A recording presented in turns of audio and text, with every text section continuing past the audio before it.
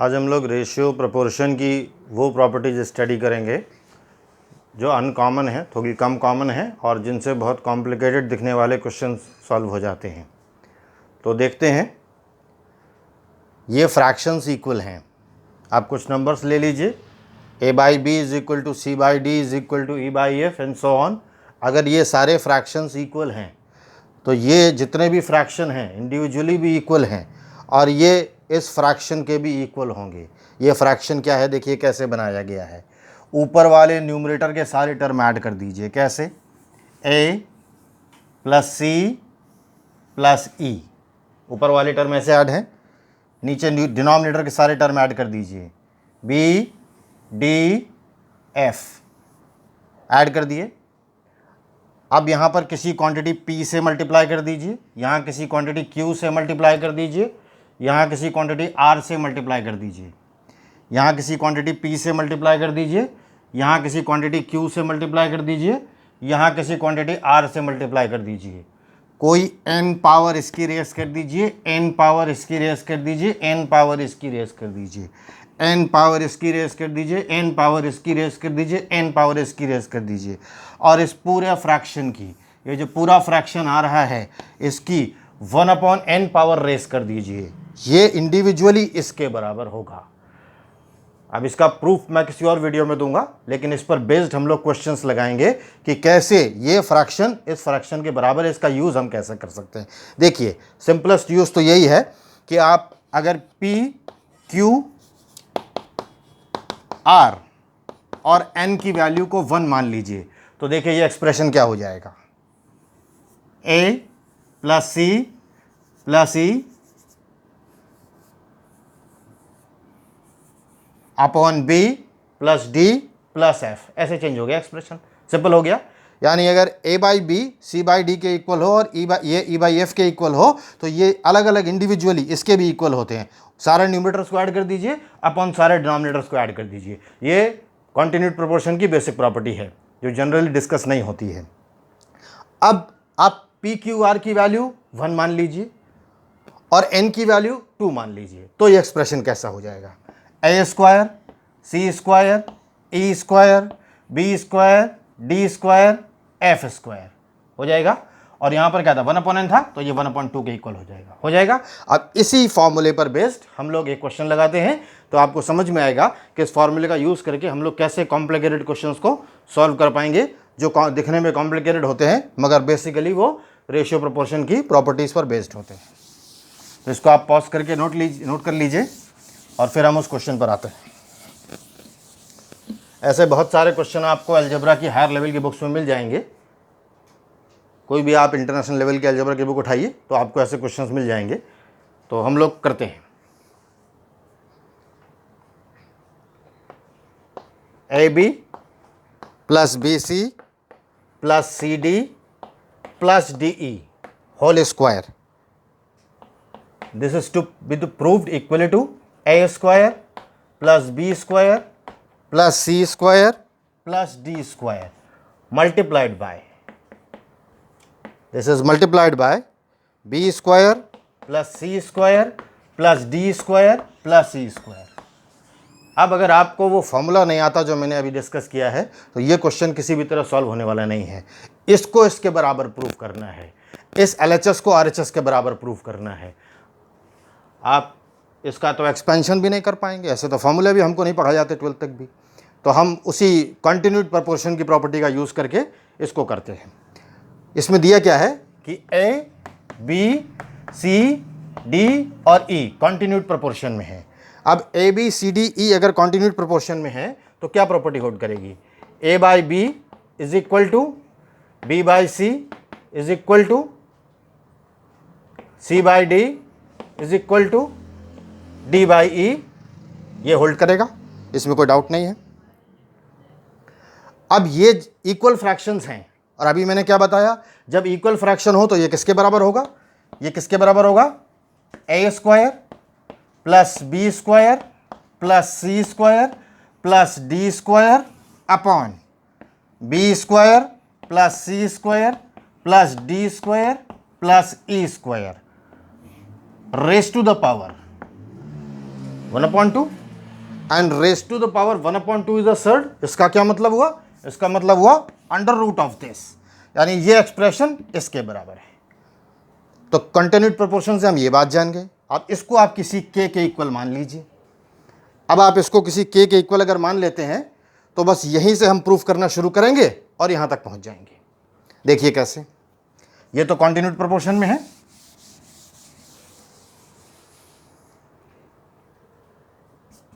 इसको जरा किनारे लिख लेते हैं जो कंटिन्यूड प्रोपोर्शन में है। आप इस क्वेश्चन को नोट कर लीजिए। तो मैं इस क्वेश्चन का इधर वाला साइड रब कर दे रहा हूं ताकि जगह बन जाए बोर्ड में और हम क्वेश्चन को समझ सकें।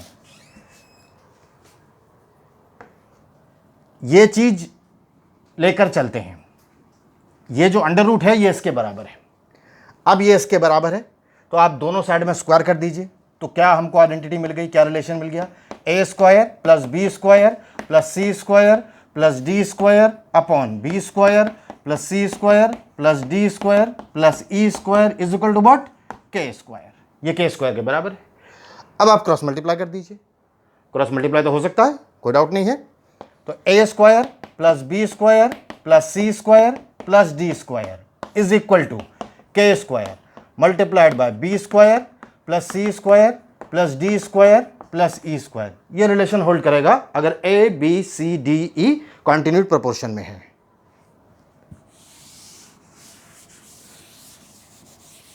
तो एक तो ये रिलेशन हमारे काम आने वाला है।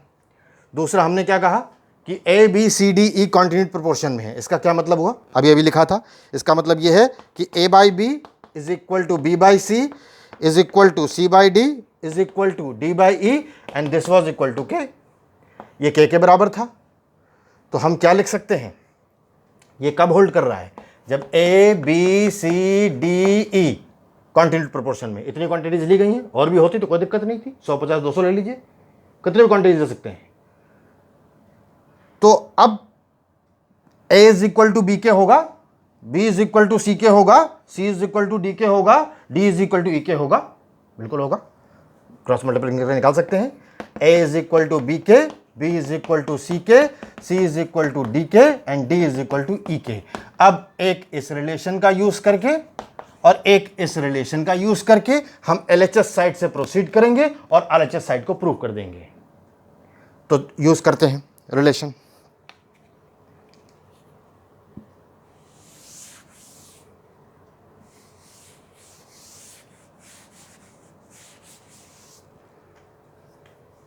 ये हमारा एक रिलेशन है। दूसरा a is equal to B के, b is equal to C के, c is equal to D के और d is equal to E के। ये रिलेशन हमको लेकर चलना है। अब जरा a b c d d e ये सब है, इसमें जरा ये वैल्यूज आप सब्स्टिट्यूट करिए और देखिए क्या आता है। तो लेकर चलते हैं। a is equal to B के है तो a की जगह b के रख दीजिए, b के इंटू बी, और b की जगह क्या है? c के, तो यहाँ पर रख दीजिए c के इंटू सी, और c की जगह क्या है? d के, तो d के रख दीजिए डी के इंटू डी, और डी की जगह क्या है? ई के, तो यहाँ पर ई के रख दीजिए ई के इंटू ई, और इसका होल स्क्वायर। हम क्या कर रहे हैं? LHS साइड से प्रोसीड कर रहे हैं ताकि RHS साइड को प्रूफ कर सकें। तो ये रिलेशन हमारे पास आ गया। अब ये रिलेशन आ गया तो हम ये नीचे वाली क्वांटिटीज को मिटा सकते हैं, इसका हमने यूज कर लिया है। अब ये क्या हुआ? अब ये हुआ बी स्क्वायर के प्लस सी स्क्वायर के, बोर्ड तो विजिबल है आपको, प्लस डी स्क्वायर के प्लस ई स्क्वायर के का होल स्क्वायर। अब जरा इसको नीचे ले आइए। इसमें से आप के बाहर निकालेंगे तो क्या बाहर आएगा? के स्क्वायर बाहर आएगा, क्योंकि उसका स्क्वायर है, होल स्क्वायर है। के बाहर निकाल लीजिए, के स्क्वायर बाहर आएगा। अंदर क्या बचा? B square plus C square plus D square plus E square का होल स्क्वायर, ये बचा। और ये रिलेशन हमको यूज करना है अभी, ये हमने अपनी प्रोपोर्शन की प्रॉपर्टी से निकाला है, ये बचा। अब इसका क्या मतलब है? इसका मतलब ये है K square B square plus C square plus D square plus E square multiplied by whole square है ना, तो मल्टीप्लाई करके लिख सकते हैं उसको, B square plus C square plus D square plus E square, ऐसे लिख सकते हैं। अब देखिए ये K square B square plus C square plus D square plus E square, K square B square plus C square plus D square plus E square, ये क्या चीज है? ये A square plus B square plus C square plus D square के बराबर है ना? तो रख दें, रखते हैं। के स्क्वायर को मिटा दीजिए, इसको मिटा दीजिए, और इसकी जगह जो हमने रिलेशन निकाला था A square plus B square plus C square plus D square. अब जरा अपनी कॉपी में देखिए, यही तो आरएचएस था जो हमें प्रूफ करना था, यही तो हम इसके बराबर प्रूफ, जो मैंने मिटा दिया, यही तो हम प्रूफ करना चाहते थे कि ये रिलेशन इसके बराबर। देखिए इतना डिफिकल्ट लगने वाला सम हमने आसानी से प्रोपोर्शन की प्रॉपर्टी का यूज करके सॉल्व कर दिया। तो आरएचएस में क्या था? आरएचएस में हमारा यही प्रूफ करना था हमको, यानी this quantity should be equal to this quantity B square plus C square plus D square plus E square multiplied by A square plus B square plus C square plus D square. ये इसके बराबर हमने proof किया है सिर्फ दो properties का use करके, कि अगर दो प्रॉपर्टीज का यूज करके प्रूफ किया है। पहली प्रॉपर्टी ये थी कि अगर फ्रैक्शंस बराबर हो तो आप न्यूमरेटर्स को ऐड कर सकते हैं और डिनोमिनेटर्स को ऐड कर सकते हैं, और उसमें पी क्यू आर का मल्टीप्लाई कर सकते हैं, और उसकी एन पावर रेस कर सकते हैं, और पूरे की पावर 1/n रेस कर सकते हैं। और सिंपल केस मैंने बताया था, पी क्यू आर 1 ले लीजिए और एन भी 1 ले लीजिए, और उसे एक हल्का सा स्टेप ऊपर बताया था कि दोनों पी क्यू आर को 1 ले लीजिए और एन को 2 ले लीजिए। जब आपने एन को 2 लिया था तो वो क्या बन गया था? ए स्क्वायर प्लस ऊपर वाले सारे न्यूमरेटर ऐड हो गए थे और नीचे वाले सारे डिनोमिनेटर ऐड हो गए थे, और ऊपर वाले सारे न्यूमरेटर्स में स्क्वायर आ गया था और डिनोमिनेटर्स में स्क्वायर आ गया था, और उसकी पावर 1/2 यानी अंडर रूट आ गया था। पावर 1/2 मतलब अंडर रूट, और फिर हमने उससे प्रूव कर दिया। तो अगर आप डिफिकल्ट क्वेश्चन रेशियो प्रोपोर्शन लगाना चाहते हैं तो इस फॉर्मूले से लगेंगे। तो ये हमने प्रूव कर दिया क्वेश्चन को। तो ये एप्लीकेशन था क्वेश्चन का। क्वेश्चन डिफिकल्ट नहीं है, बस ये प्रॉपर्टीज कम नोन है, क्योंकि रेशियो का मतलब खाली पेंसिल बांटना और सब्जी बांटना नहीं होता है। रेशियो प्रोपोर्शन के बहुत डिफिकल्ट क्वेश्चंस होते हैं जो स्टैंडर्ड एग्जाम्स में आईटी जेई में या उसके ऊपर भी आते हैं, एमआईटी के एग्जाम्स में आते हैं, वहाँ डिफिकल्ट क्वेश्चंस आते हैं। तो अब जरा एक और प्रॉपर्टी समझते हैं।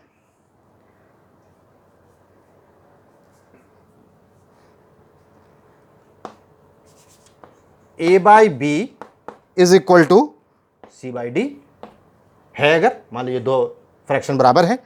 और एक और ले लीजिए, E by F is equal to G by H. तो शायद आपने ध्यान दिया होगा, हम क्या कर सकते हैं, इसके न्यूमरेटर को इसके न्यूमरेटर से मल्टीप्लाई कर दें, और इसके डिनोमिनेटर को इसके डिनोमिनेटर से मल्टीप्लाई कर दें, और इसके न्यूमरेटर को इसके न्यूमरेटर से मल्टीप्लाई कर दें, और इसके डिनोमिनेटर को इसके डिनोमिनेटर से मल्टीप्लाई कर दें, तो दोनों फ्रैक्शन जो आएंगे वो बराबर होंगे। कैसे? अगर ये होल्ड करता है तो ये भी होल्ड करेगा, जो मैं लिख रहा हूं, A E upon B F is equal to C G upon D H, ये भी होल्ड करेगा। इसको तो आप सिंपल तरीके से समझ सकते हैं कि अगर ए की वैल्यू कुछ मान लीजिए आप, अगर ये वैल्यू 3/4 है, या आसान करिए 2/3 ये वैल्यू है, तो सपोज 2/3 2 से मल्टीप्लाई कर दीजिए, 4/6 के इक्वल है, और इसको आप 3/4 ले लीजिए, और ये इसमें फिर 2 से मल्टीप्लाई कर दीजिए, ये वैल्यू सपोज 6/8 के इक्वल है। तो ये तो सारे फ्रैक्शन बराबर हैं, क्योंकि इसमें 2 का मल्टीप्लाई ऊपर नीचे करके मैंने ये निकाला है, और इसमें 2 का मल्टीप्लाई करके ये निकाला है। तो मैं ये कह रहा हूं कि इसको इससे मल्टीप्लाई कर दीजिए, इसको इससे मल्टीप्लाई कर दीजिए, इसको इससे मल्टीप्लाई कर दीजिए, और इसको इससे मल्टीप्लाई कर दीजिए, और जो फ्रैक्शन आएगा वो बराबर होगा। करके देख लीजिए। इसको इससे किया, 6/12 इज इक्वल टू 24/48। 6/12 कितना हुआ?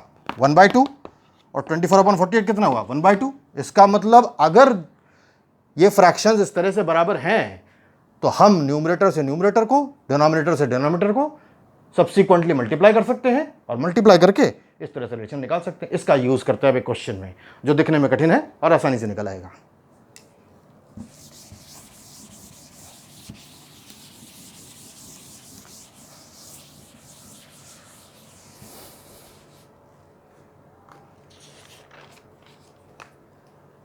क्वेश्चन हमारा ये है कि अगर A by B is equal to C by D, या is to B is equal to C is to D है, और is to F is equal to G to H है। अब इतनी सारी क्वांटिटीज में हम रेशियो लगा रहे हैं, और सिंपल है। तो आपको प्रूफ करना है कि A E plus B F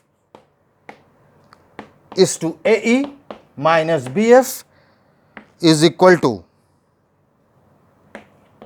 E G plus G F is to E G minus G H, ये प्रूफ करना है। अब ये क्वेश्चन बहुत आसान है, इसको पहले नोट कर लीजिए, फिर देखते हैं कैसे प्रूव हो पाएगा। ये क्या दिया गया है, a by B is equal to C by D और E by F is equal to G by H, यही तो दिया गया है, ऊपर यही तो दिया है। a is to b is equal to c is to d and E is to f is equal to g is to h, यही दिया गया है। तो जो दिया गया वही लिख लिया। लिखने के बाद अभी प्रॉपर्टी क्या मैंने बोली, अगर दो फ्रैक्शंस बराबर हो तो उनके कंसेक्यूटिव न्यूमरेटर्स और कंसेक्यूटिव डिनोमिनेटर्स को मल्टीप्लाई कर सकते हैं। कर दीजिए, AE upon BF is equal to CG upon DH, ये होल्ड करेगा।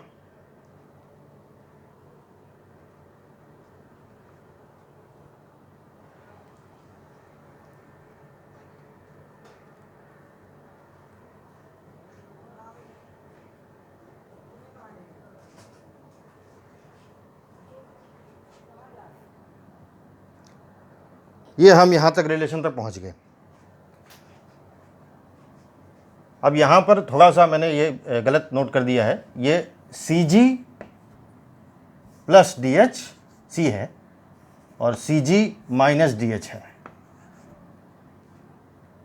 थोड़ा अंधेरा है तो दिखाई नहीं पड़ा मुझे, C की जगह ये लिख दिया। तो प्रूफ हमको ये करना है, AE plus BF is to AE minus BF is equal to CG plus DH CG minus DH, ये प्रूफ करना है। ये सवाल बहुत फेमस क्वेश्चन है, आप किसी भी अच्छे लेवल की बुक में देख सकते हैं। यही प्रूफ करना है जो मैंने लिखा है, इसको मैंने अपने आप मैनिपुलेट नहीं किया है। तो अब देखिए, A by B is equal to C by D है, E by F is equal to G by H है। तो अभी अभी हम लोगों ने क्या पढ़ा है, ये पढ़ा है कि जब दो फ्रैक्शन बराबर हों तो मल्टीप्लाई कर सकते हैं। तो AE upon BF is equal to CG upon DH, ये हमने मल्टीप्लाई कर दिया। मल्टीप्लाई करने के बाद अब इस प्रॉपर्टी का यूज़ करके हम इस पर कॉम्पोनेंडो डिविडेंडो लगा दें तो हमको ये रिलेशन मिल जाएगा। लगाते हैं, कॉम्पोनेंडो डिविडेंडो हम समझ चुके हैं, अब लगाते हैं इस पर componendo dividendo. AE plus BF upon AE minus BF, यही तो है कॉम्पोनेंडो का रूल, डिविडेंडो का रूल। और ये CG plus DH upon CG minus DH। तो देखिए, ये कॉम्पोनेंडो डिविडेंडो का बेसिक एप्लीकेशन किया और फ्रैक्शन की इक्वलिटी का यूज़ किया और हमने ये प्रूफ कर दिया।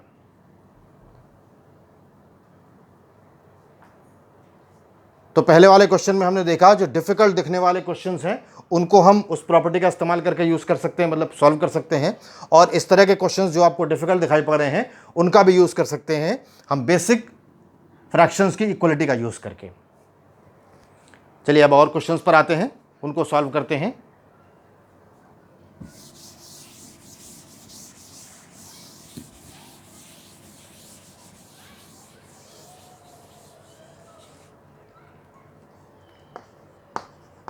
मीन प्रोपोर्शनल की प्रॉपर्टी का एक क्वेश्चन हम लोग पिछले वीडियोस में लगा चुके हैं। B is the mean proportional.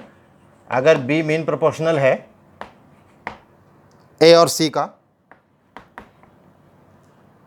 तो आपको ये प्रूफ करना है A square minus B square plus C square upon A raise to the power -2 minus B raise to the power -2 plus C raise to the power -2, ये B की power 4 के equal है।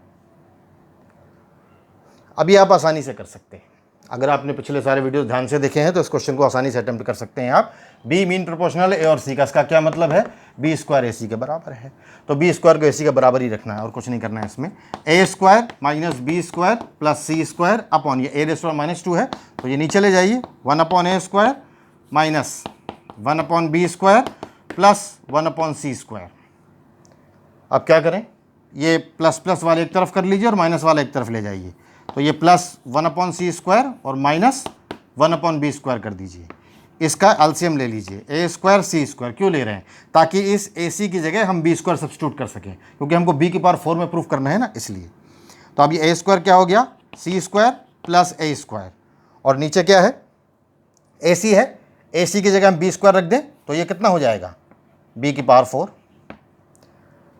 अब अगर ये b की पावर 4 है तो यहाँ पर क्या आएगा, b², तो ये -b² हो जाएगा अपॉन b की पावर 4। अब इसको जरा सॉल्व करिए, देखिए दिस अपॉन दिस है तो b की पावर 4 ऊपर चला जाएगा, और क्या आपको नहीं दिख रहा कि ये पूरा एक्सप्रेशन इस पूरे एक्सप्रेशन से कट जाएगा, तो b की पावर 4 अपॉन 1 आ जाएगा। तो इसकी वैल्यू कितनी हुई, b की पावर 4। तो अगर मीन प्रोपोर्शन आपको दिया हुआ है तो आप कॉम्प्लिकेटेड दिखने वाले जो प्रॉब्लम्स हैं उनको आसानी से सब्स्टिट्यूट करके निकाल सकते हैं। चलिए कंपोनेंट डिविडेंडो का एक और एप्लीकेशन देखते हैं, जिसमें हम इक्वेशन को सॉल्व करेंगे और सॉल्व करके उसकी वैल्यूज निकालेंगे।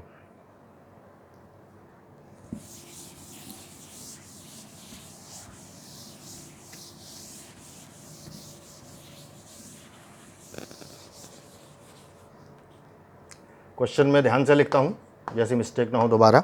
2x³ - 3x² + x + 1 upon 2x² 2x³ - 3x² - x - 1. This should be equal to 3x³ - x² plus 5x minus 13 upon 3x³ minus x² minus 5x plus 13। इसको सॉल्व करना है। नॉर्मली किसी स्टूडेंट को दिया जाएगा तो क्रॉस मल्टीप्लाई करने लगेगा इसमें, या फैक्टराइजेशन करने लगेगा, कुछ होना नहीं उससे, करके देख लीजिए। तो इसमें कंपोनेंडो और डिविडेंडो अप्लाई करते हैं। कंपोनेंडो और डिविडेंडो का एप्लीकेशन ट्रिग्नोमेट्री में भी बहुत है, वो समझेंगे बाद की ऑडियो वीडियोज़ में। तो इसमें कंपोनेंडो एंड डिविडेंडो अप्लाई करते हैं। a/b = c/d है, अप्लाई कर दीजिए। तो पहले ऐड कर देते हैं, 2x³ - 3x² plus x plus 1 plus 2x³ - 3x² minus x minus 1। आपने नीचे और ऊपर जो भी है उसको जोड़ दिया। अब a माइनस बी करना है, ऊपर वाले से नीचे वाले को सब्सट्रैक्ट करना है। तो 2x³ - 3x² plus x plus 1 minus 2x³ plus 3x² plus x plus 1, ये आ गया। LHS साइड में हमने कंपोनेंडो डिविडेंडो अप्लाई कर दिया। अब देखिए क्या कैंसिल हो रहा है, x से x कैंसिल हो रहा है, 1 से 1 कैंसिल हो रहा है। नीचे देखिए क्या कैंसिल हो रहा है, 2x³ से 2x³ कैंसिल हो रहा है, 3x² से 3x² कैंसिल हो रहा है। क्या बचेगा, 2x³ क्या बचा, 4x³ 3x² minus 6x² upon x plus 1 तो क्या बचा, 2x plus 2। इसी को पहले सॉल्व कर लेते हैं। ऊपर 2 कॉमन ले लीजिए, बल्कि 2x² कॉमन ले लीजिए, तो 2x - 3 बचेगा ऊपर, और 2 कॉमन ले लीजिए, x plus 1 बचा। अब इस 2 से 2 को कैंसिल कर दीजिए। तो LHS साइड में क्या सिंप्लीफाई होकर आ गया, x² 2x - 3 upon x plus 1। तो अब मैं इस सब को हटा देता हूं और RHS साइड को कंपोनेंट डिविडेंडो अप्लाई करते हैं, फिर इसको सॉल्व करते हैं।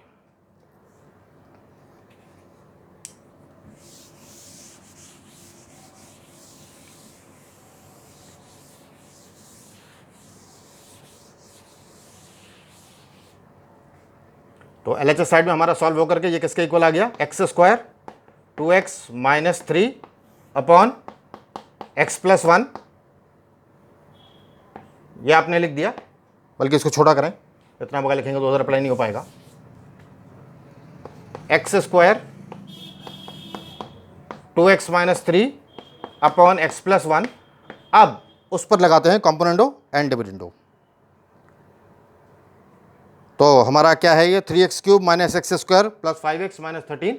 मैं साइन चेक कर ले रहा हूँ कि दोबारा से वो मिस्टेक ना हो। 3x³ - x² - 5x + 13। चलिए अब लगाते हैं इस पर।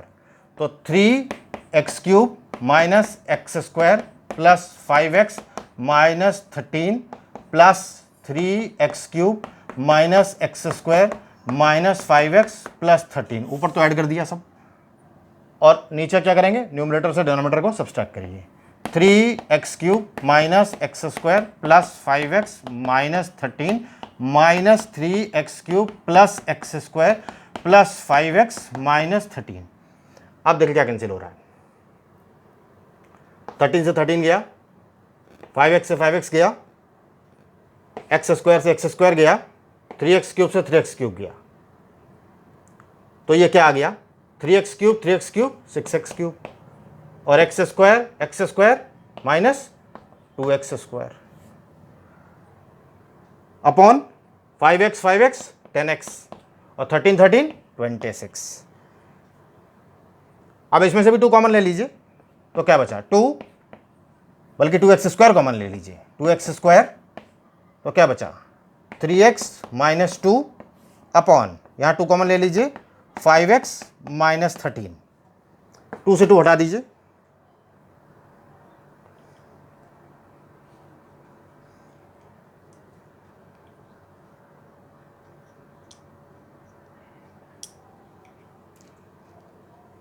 यहाँ से एक्स स्क्वायर लिया कॉमन हमने, तो ये -1 हुआ।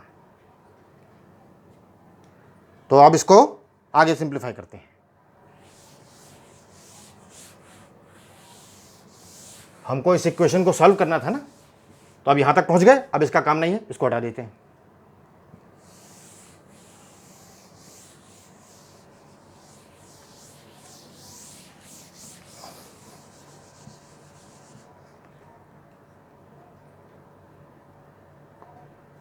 तो x square 2x minus 3 upon x plus 1 is equal to x square 3x minus 1 upon 5x minus 13। जो हमारी इक्वेशन अभी दिख रही थी, वो अब हमारी इक्वेशन सिंप्लीफाई होकर के इस तरह से आ गई।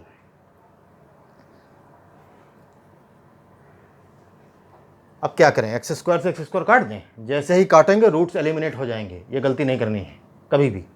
अब LHS साइड को RHS से मल्टीप्लाई करिए, क्या मल्टीप्लाई कर सकते हैं, x square 2x minus 3 5x minus 13 is equal to x square 3x minus 1 x plus 1, ऐसा आ गया। अब क्या करें, एक्स स्क्वायर से एक्स स्क्वायर काट दें। ये काटने की जो हैबिट है ना, ये जैसे ही काटेंगे आप रूट्स एलिमिनेट हो जाएंगे उसके, कुछ नहीं काटना है। कभी भी इक्वेशन सॉल्व करते समय बीच में अलजेब्रिक क्वांटिटीज को कट नहीं करना है, सिर्फ मैंने कांस्टेंट कट किए हैं जब भी कट किए हैं। अलजेब्रिक क्वांटिटीज अब जैसे ही कट करेंगे रूट्स उसके उड़ जाएंगे, आखिरी में रूट्स आएंगे ही नहीं। ट्रायनोमियल का आप 1 रूट निकाल देंगे, 4 डिग्री के इक्वेशन के आप 2 रूट्स निकाल देंगे, तो कभी भी कट नहीं करना है। तो चलिए इसको सॉल्व करते हैं आगे। इसको ट्रांसफॉर्म कर लेंगे इस साइड में, x square 2x minus 3 5x minus 13 minus x square 3x minus 1 x plus 1 is equal to 0। अब इसको सॉल्व करना है, एक्स स्क्वायर कॉमन ले लीजिए। अब हमारा काम आसान हो गया, 5x minus 13 minus 3x minus 1 x plus 1 is equal to 0।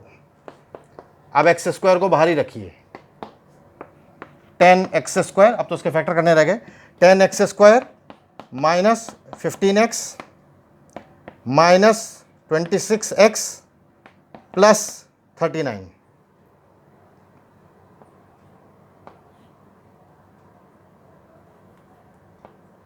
और चूंकि आपने एक्स स्क्वायर कॉमन ले रखा है तो ये माइनस साइन बाहर रखिए, 3x square minus x plus 3x plus 1 this is equal to 0। तो आप इस माइनस साइन से मल्टीप्लाई करिए अंदर, तो ये कितना बचा, 10x स्क्वायर और 26 और 15 कितना हुआ, 41 हो गया, 26 31, हाँ 41 हो गया, minus 41x plus 39 minus x plus 3x plus 2x बन गया, तो माइनस 3x स्क्वायर और माइनस 2x बाहर माइनस से मल्टीप्लाई होकर माइनस हो जाएगा, माइनस 1 इज इक्वल टू 0। ये हमारी इक्वेशन आ गई।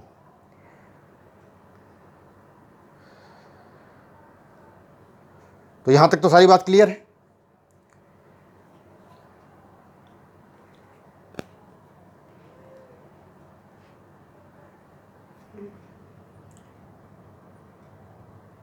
ठीक, तो ये आएगा। अच्छा, ये 1 माइनस यहाँ पर जाएगा तो -1 यहाँ पर होगा, और जब इससे मल्टीप्लाई होगा तो प्लस हो जाएगा, तो यहाँ पर -1 होगा। और जब ये इससे माइनस माइनस मल्टीप्लाई होगा तो ये प्लस हो जाएगा। अब ये इक्वल टू 0, ये हमारी इक्वेशन आ गई। अब चलिए इसको सॉल्व करते हैं।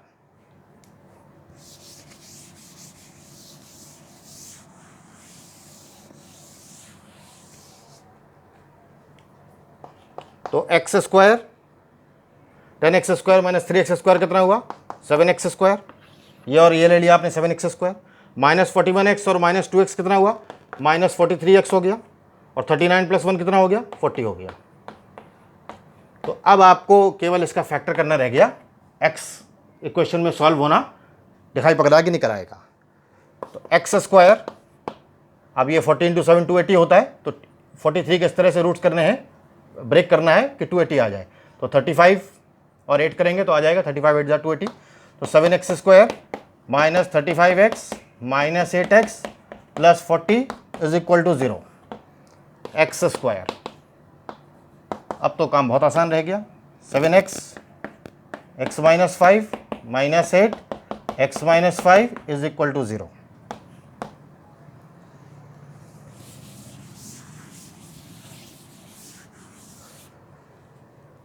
तो x square 7x minus 8 x minus 5 is equal to 0। तो x square 7x minus 8 x minus 5 is equal to 0। अब ये तीन क्वांटिटीज़ का प्रोडक्ट 0 है। तीन क्वांटिटीज़ का प्रोडक्ट 0 कब हो सकता है, जब उसमें से कोई एक 0 हो। हमें तो पता नहीं कौन 0 है, तो या तो ये 0 है, यानी या तो एक्स स्क्वायर 0 है। अब एक्स स्क्वायर 0 मतलब क्या, x 0 है, और या तो ये 0 है, यानी कि 7x माइनस 8 0 है। 7x माइनस 8 0, इसका मतलब क्या है 7x इज इक्वल टू 8, इसका मतलब क्या है x इज इक्वल टू 8/7, ये दूसरी वैल्यू आ गई x की। और या तो ये 0 है, अब ये 0 है तो क्या x minus 5 is equal to 0, इसका क्या मतलब है x इज इक्वल टू 5। तो इस तरह से हमने कंपोनेंडो डिविडेंडो लगा के क्यूबिक जैसी कठिन सी दिखने वाली इक्वेशन को सॉल्व कर लिया। तो ये मैंने आपको कुछ एप्लीकेशंस दिखाए कि रेशियो प्रोपोर्शन की प्रॉपर्टीज़ का यूज़ करके कैसे डिफिकल्ट दिखने वाले क्वेश्चन को सॉल्व कर सकते हैं। आगे ऐसे भी ढेर सारे क्वेश्चन हम लोग सॉल्व करेंगे आने वाली वीडियोज़ में।